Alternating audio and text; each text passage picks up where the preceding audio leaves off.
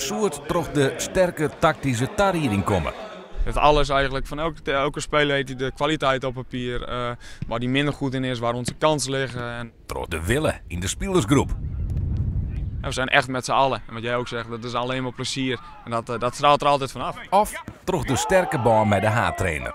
Dat ik denk naast het voetbal belangrijk ben, maar ik denk dat hij dat heel goed snapt. Laatste bal, laatste bal. Feit is dat VV Boetenpost verrast als debutant in de haatklasse bij het glansrijke kampioenschap in april dit jaar. Je ziet dat we al 15 punten hebben. Ploegen vinden ons moeilijk verslaanbaar, dat lees je overal. En dan krijgen we toch wel de complimenten achteraf. En dat doet me goed dat we op een goede weg zijn. Vrienden Wieken waard er een historische overwinning behellen. Tussen CSV Apeldoorn waar het met 2-1 woen.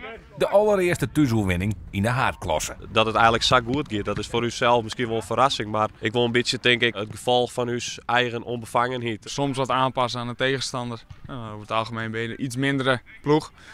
Wat je voorheen niet was. Dus misschien een beetje in zaken tactisch wat dingen aanpassen. Maar ik denk voornamelijk echt als team. Maar de Blauwkes worden de Grien-Wieten takkensseizoen van René van der Wij. Al moet dat nog wel wat wennen. Begint er al iets te dagen? Ja, het zal met geen muiden te maken hebben, denk ik. Ja, ik denk dat het nog wel even oefenen was, want dit is het clublied. Ik heb 4 fantastische jaren gehad. En dan vind ik ook dat ik maar één ding kan doen. En dat verdient ook de club. En dat is 100% geven voor buitenpost. En dat is dat ook zaterdag. En dat het speciaal is, oké. Maar voor de rest ook niet meer.